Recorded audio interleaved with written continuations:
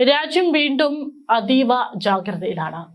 നമ്മുടെ ഭാരതത്തിന്റെ അഭിമാന സ്തംഭമായ ചെങ്കോട്ടയെയും പുണ്യക്ഷേത്രങ്ങളെയും ലക്ഷ്യമിട്ട പാക് ഭീകര സംഘടനയായ ലഷ്കർ-ഇ-തോയ്ബ പുതിയ ആക്രമണത്തിന് കോപ്പുകൂട്ടുന്നതായി രഹസ്യാന്വേഷണ ഏജൻസികളുടെ മുന്നറിയിപ്പാണ് ഇപ്പോൾ പുറത്തു വന്നിരിക്കുന്നത്. ഫെബ്രുവരി 6 പാകിസ്ഥാനിലെ ഇസ്ലാമാബാദിലുണ്ടായ ഷിയ പള്ളി സ്ഫോടനത്തിന് ഭാരതത്തോട് പ്രതികാരം തീർക്കാനാണ് ഭീകരരുടെ നീക്കം. അതിന്റെ ഭാഗമായിട്ടാണ് നമ്മുടെ രാജ്യത്തെ ഏറ്റവും പ്രധാന സ്ഥലത്ത് തന്നെ ആക്രമണം നടത്താനായിട്ട് ഈ ഭീകരർ തക്കം പാർത്തിരിക്കുകയാണ് എന്നുള്ള മുന്നറിയിപ്പ് ഇപ്പോൾ പുറത്തു വരുന്നത്. ഏതായാലും എല്ലായിടത്തും സുരക്ഷ അത് ഇരട്ടിയാക്കിയിരിക്കുകയാണ്. നമ്മുടെ ഭാരതത്തിന്റെ അഖണ്ഡതയെയും സമാധാനത്തെയും തകർക്കാൻ അതിർത്തി കടന്നുള്ള ശത്രുക്കൾ നടത്തുന്ന ഏതൊരു നീക്കത്തെയും ഉരുക്കുമുഷ്ടി കൊണ്ട് നേരിടുമെന്ന ആത്മവിശ്വാസത്തിലാണ് നമ്മുടെ സുരക്ഷാ ഏജൻസികൾ. ആ വിശ്വാസം തന്നെയാണ് നമ്മുടെ രാജ്യത്തെ ഓരോ പൗരന്മാരെയും സമാധാനത്തോടു കൂടി ഉറങ്ങാൻ അല്ലെങ്കിൽ നമുക്ക് അതിനു വേണ്ടി സാധിക്കുന്നത്. രാജ്യ തലസ്ഥാനത്തെ നടുക്കാനാണ് ഭീകര സംഘടനകൾ ഇപ്പോൾ പദ്ധതിയിടുന്നതായി കേന്ദ്ര രഹസ്യാന്വേഷണ ഏജൻസികളുടെ കർശന മുന്നറിയിപ്പ് ഇന്ന് പുറത്തു വന്നിരിക്കുന്നത്. പാകിസ്ഥാൻ ആസ്ഥാനമായി പ്രവർത്തിക്കുന്ന നിരോധിത ഭീകര സംഘടനയായ ലഷ്കർ-ഇ-തോയ്ബ ഡൽഹിയിലെ ചരിത്ര സ്മാരകമായ ചെങ്കോട്ടയും തിരക്കേറിയ ചാന്ദിനി ചൗക്ക് പ്രദേശത്തെ ആരാധനാലയങ്ങളും ലക്ഷ്യമിട്ടാണ് വൻതോതിലുള്ള ആക്രമണങ്ങൾ ആസൂത്രണം ചെയ്യുന്നതായാണ് റിപ്പോർട്ടുകൾ സൂചിപ്പിക്കുന്നത്.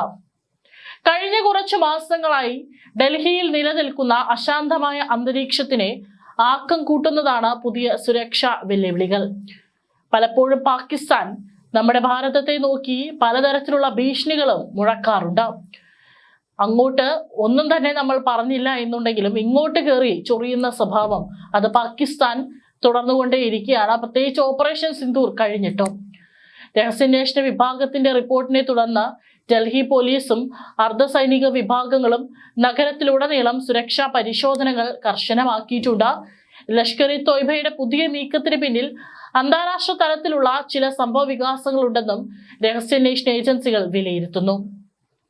ഇക്കഴിഞ്ഞ ഫെബ്രുവരി 6 പാകിസ്ഥാൻ തലസ്ഥാനമായ ഇസ്ലാമാബാദിലെ ഒരു മസ്ജിദിലുണ്ടായ ശക്തമായ സ്ഫോടനത്തിന് പ്രതികാരമായാണ് ഇന്ത്യയിൽ ആക്രമണം നടത്താൻ ഈ ഭീകരർ ഇപ്പോൾ തയ്യാറെടുക്കുന്നത്. അന്ന് ആ പള്ളിയിൽ നടന്ന ചാവേർ ആക്രമണത്തിൽ 31 പേർ കൊല്ലപ്പെട്ട സംഭവത്തിന് പിന്നിൽ ഭാരതമാണെന്ന വ്യാജ ആരോപണം ഉയർത്തിയാണ് പാക് ഭീകരർ ഇപ്പോൾ പ്രകോപനത്തിന് മുതിരുന്നത്. ചാന്ദിനി ചൗക്കിലെ ഒരു സുപ്രധാന ക്ഷേത്രത്തെ ലക്ഷ്യം വെച്ച് IED അതായത് ഇംപ്രൊവൈസ്ഡ് എക്സ്പ്ലോസീവ് ഡിവൈസ് ഉപയോഗിച്ചുള്ള സ്ഫോടനം നടത്താനാണ് ഭീകരരുടെ പദ്ധതിയെന്നും രഹസ്യാന്വേഷണ ഉറവിടങ്ങൾ വ്യക്തമാക്കുന്നു.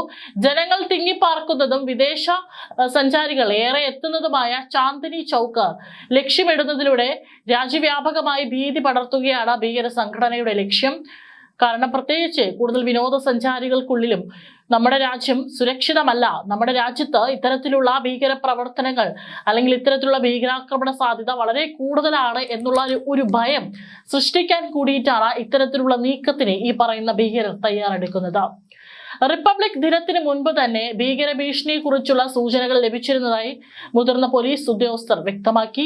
ഡൽഹി പോലീസിലെ സ്പെഷ്യൽ സെൽ ഉദ്യോഗസ്ഥർ ഇതിനോടകം തന്നെ സുരക്ഷാ ക്രമീകരണങ്ങൾ അവലോകനം ചെയ്യുന്നതിനായി നിരവധി യോഗങ്ങൾ ചേർന്നു കഴിഞ്ഞു.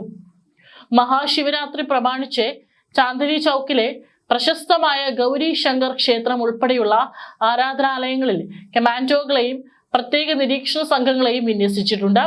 കഴിഞ്ഞ നവംബർ 10 ചെങ്കോട്ടയ്ക്ക് സമീപമുണ്ടായ കാർ ബോംബ് സ്ഫോടനത്തിന് ശേഷം ഡൽഹി അതീവ ജാഗ്രതയിലാണ്. 12 പേരുടെ ജീവനെടുത്ത ആ സംഭവത്തിന് പിന്നിലെ ഭീകര ശൃംഖലയെ സുരക്ഷാ സേന തകർത്തിരുന്നു.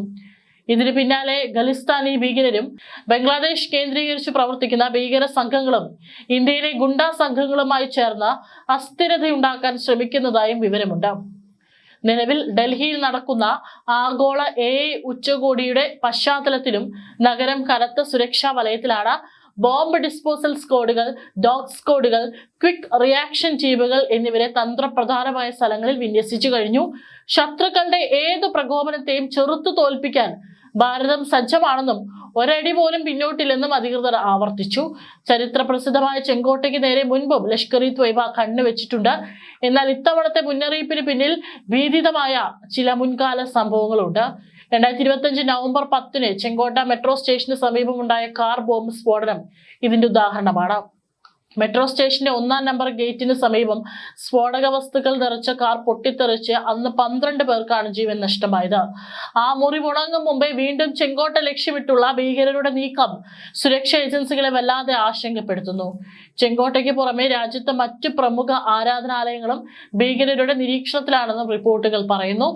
പ്രധാന നഗരങ്ങളിലെ വിനോദസഞ്ചാര കേന്ദ്രങ്ങൾ, മെട്രോ സ്റ്റേഷനുകൾ, ചന്തകൾ എന്നിവിടങ്ങളിലെല്ലാം നിരീക്ഷണം വർദ്ധിപ്പിക്കാൻ കേന്ദ്ര ആഭ്യന്തര മന്ത്രാലയം സംസ്ഥാനങ്ങൾക്ക് നിർദ്ദേശം നൽകിയിട്ടുണ്ട്.